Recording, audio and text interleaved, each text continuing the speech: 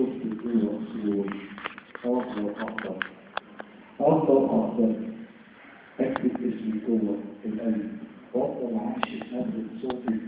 واكتب شعر أحلى عيني أفضل دي كانت وعندي الطول مع شجاع الكلمة محمد شجاع.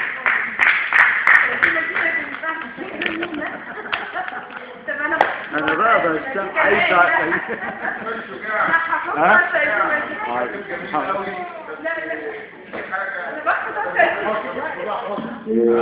على فكرة لا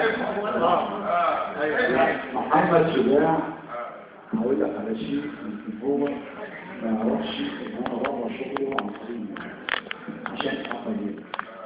لان انا كنت التقييم فانا عايز اقيمه بقى من خلال قصيده فيها شيء من عواطف الشم والاحاسيس بعيد عن الصوت. أنا هقول شعر هقول قصيدة عن معاناة شعر. ما هي شجن وأحاسيس. معاناة شعر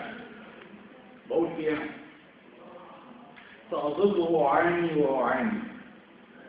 وأقاوم رغبتي أحزاني سأظل أفاتك في الطعنات نحو مكاني وعروضة قلبي كالسادة والطعن في صارت لإخوتي والظهر بالفقطار كوكا سجيل يحفظ بستاني فإلام السيف على عمري وإلامي سيلف شريعتي يا مصدق شعري من زمني مصدقني مصدق وأسباني لكن الراية ما أصنعها والحق ما يقطع عن عيني ولساني لن يصمت أبدا في كل زمان وبكاء تلقاني والخلق تسمة في حضري أشعارا تبركاني